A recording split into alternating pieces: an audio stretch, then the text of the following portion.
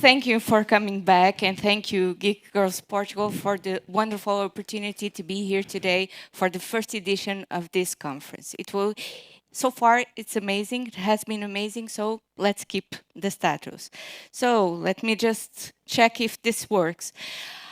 Sometimes I talk to myself and I play some games with myself. So I am trying to introduce myself using words. And the first word that came to my mind when I thought about introducing myself to you was this one. So yes, I'm a human, I'm a person. So I have family, I have friends, I live in this global village.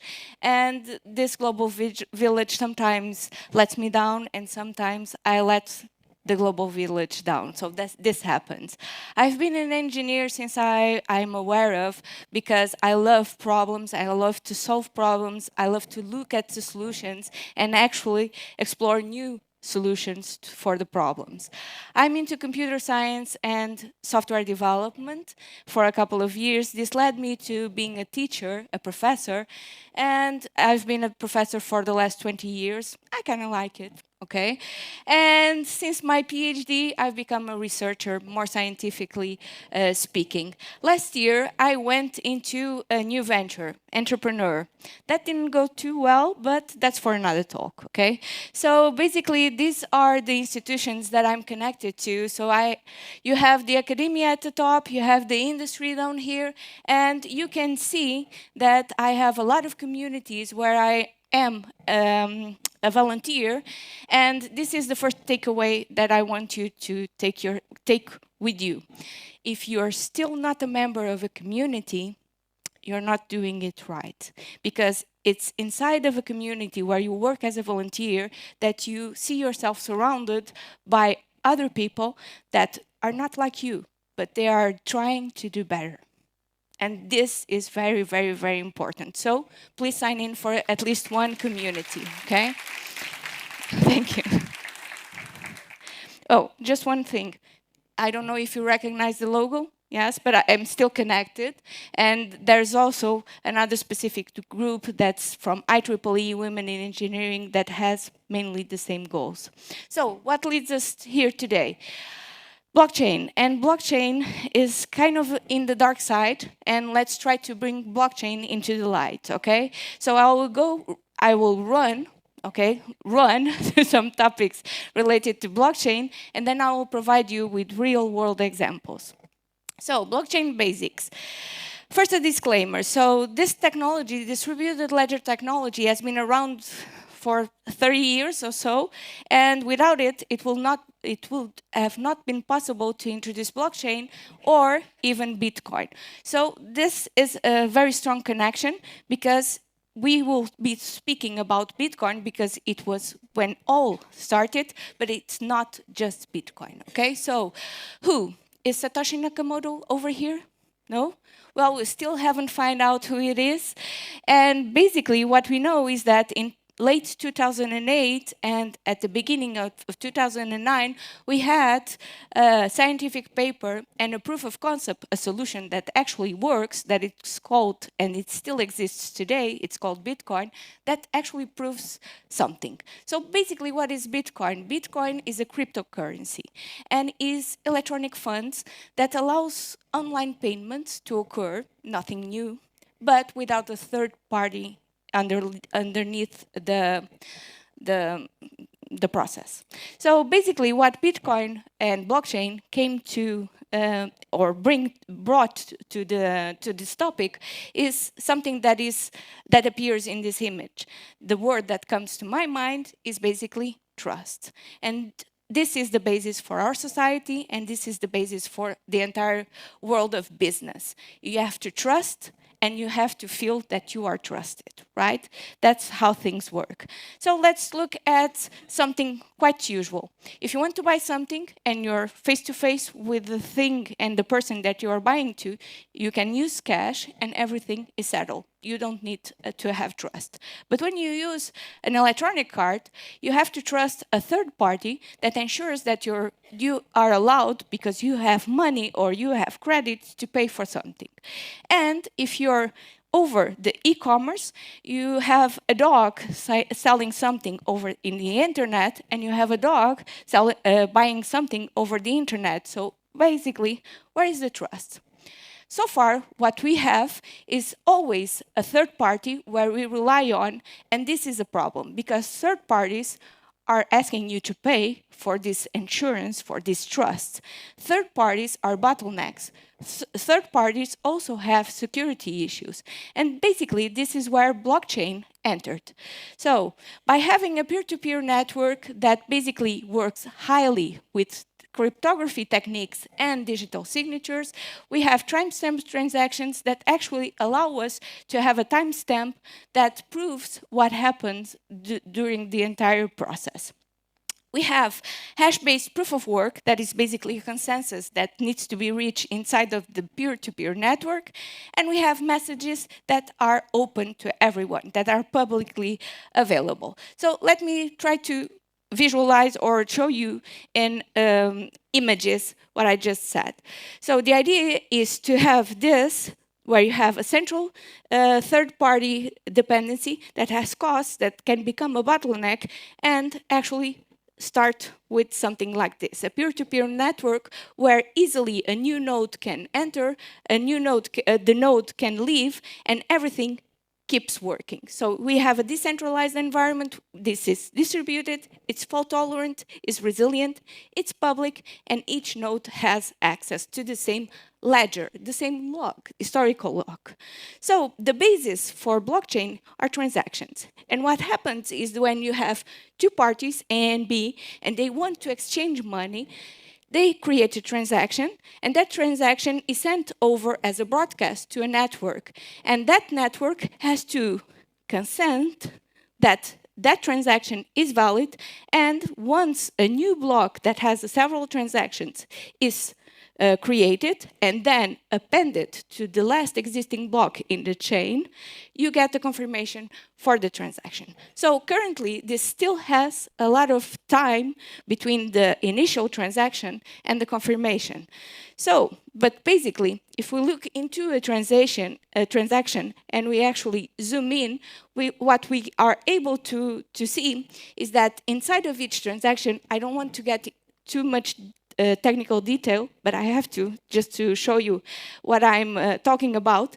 Basically, what we have inside the transaction is an handshake. So we see who sent the money to who and the amount of money sent.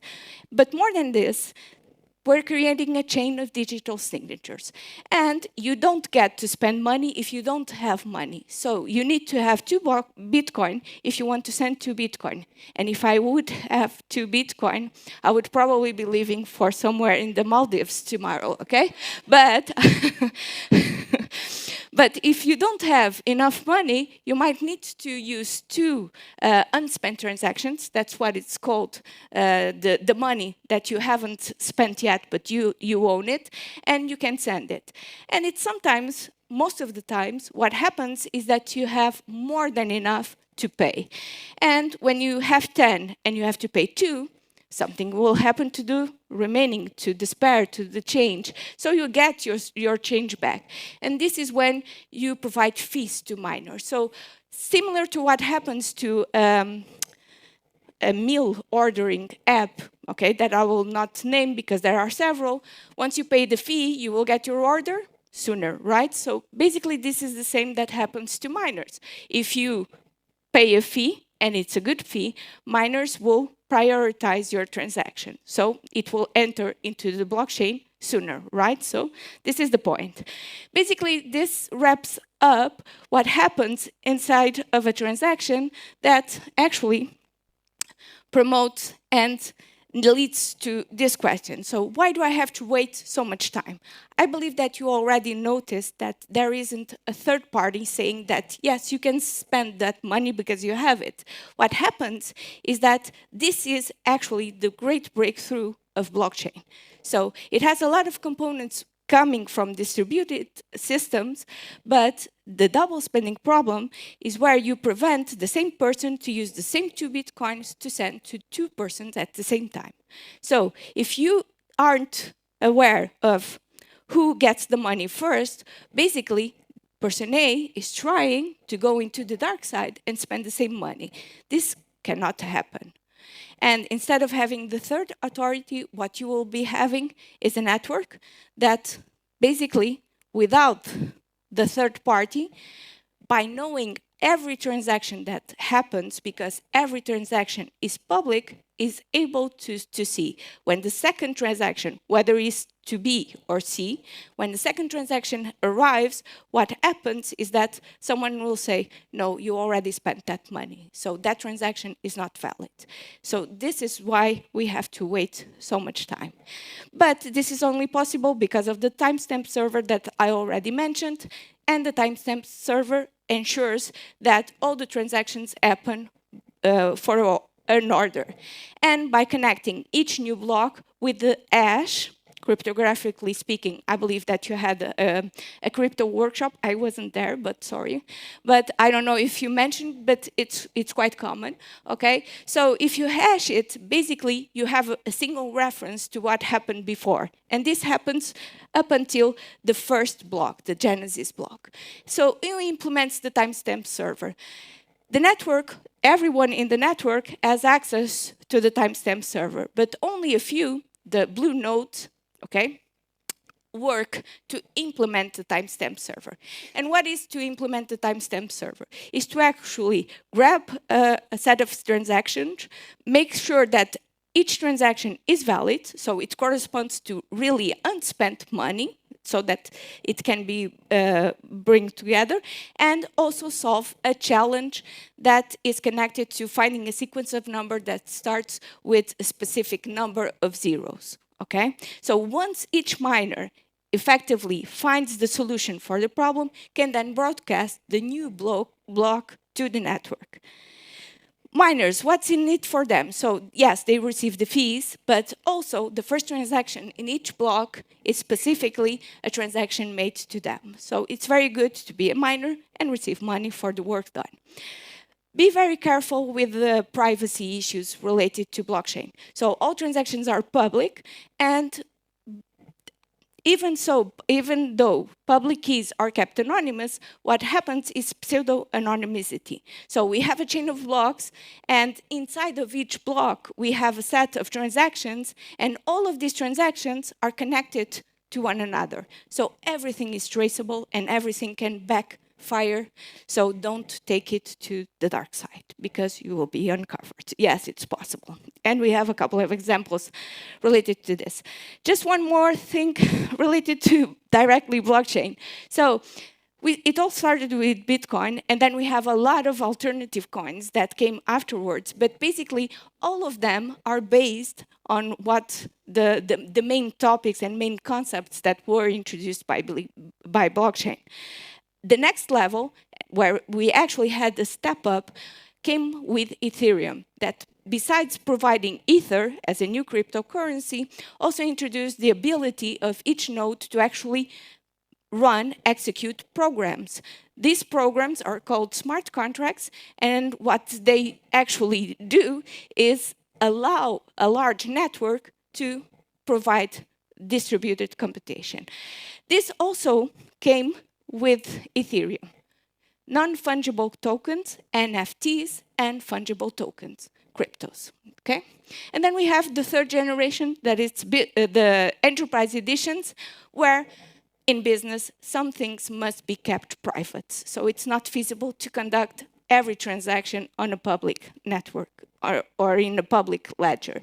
So this is where the Hyperledger Foundation, with all these projects, Art Recorda, Edera, came up to actually support the enterprise and the business industry. As generations in our society, all these generations live together, right? They're being used currently. This is the decision path that I always try to make sure that everyone is aware of. So blockchain is not a silver bullet, and sometimes you actually will not need to use blockchain. So please make sure that you follow along, and if you don't answer to, or if you answer to no to one of these questions except the last one, you will probably have a better solution for your problem. Real-world examples. I could have brought to you very interesting academic examples. I have a few. But I asked Voight Software, okay? I don't know if you know, but that's my company, to allow me to share with you some of the most interesting projects that are on the field, that are working, or that will be soon enough. The first one has to do with media rights property. So movies, TV shows, audio, whatever, streaming, has a lot of players. So you have some of them here. You have artists, producers, agents, you have buyers. Everyone has a piece of the rights that actually go into the creation of a movie. And whenever a movie is running on a theater, someone will receive a piece of that profit. So this is an industry that involves a large amount of interests. Contracts, traditional contracts, have huge amounts of pages, and the partnership with Void in this project is to make available traditional contracts and follow the path to smart contracts. So let's try to automate what is possible. This is a very good example. So fresh wood is not about the strawberries, it's about the wooden box. And the wooden box is created on a completely green environment. And the idea is to, following the circular economy, to actually allow the tracing of the packaging so that the end users are able to actually see where did the wood that built this package came from? How many times was this package reused? And finally, just entering the metaverse, basically, we have cubitos. So Void has a patent submitted for this that allows to map the entire world in cubes of 2 meters by 2 meters by 2 meters, enough for personal space. And basically, we already have one example of this running in-house that allows us to make booking for our meeting rooms, because they're physical spaces and we are not able to be there all at the same time. So much to do, so little time. Yes, I only had 20 minutes. Challenges, major challenges with blockchain. So, standards, lack of. Since we started this session, a new crypto has already arrived at the market. A new technology has already arrived. So if each one of you, if each one of us actually produces something new in its own new technology, the distribution part will be a complete mess. So they will not talk to one another. So this is a pressing issue. Another pressing issue, regulatory challenges. So yes, we have the financial topic that is quite pressing, and I believe that even lawyers as finance needs to, and government need to address this rather quickly. We also have a very good question. For instance, will smart contracts ever be recognized as having the same value as traditional contracts? And finally, knowledge about DLT. So there is also some type of lack of knowledge about DLT, and basically we have addressed at least one step of this. Thank you all for listening to me. I believe, this is red, but I believe that I made it on time. My name is Catarina Reis. I have here the QR code for my LinkedIn, and I have a giveaway. So I have a t-shirt here, and the challenge is Void Software as a meeting room that has a large window. And from that large window, you have, in line of sight, a monument. So the first one that gets the correct answer on a post on LinkedIn, I will show you the t-shirt because it exists, it's here, okay? And that tags Void Software, okay? I will give you this t-shirt.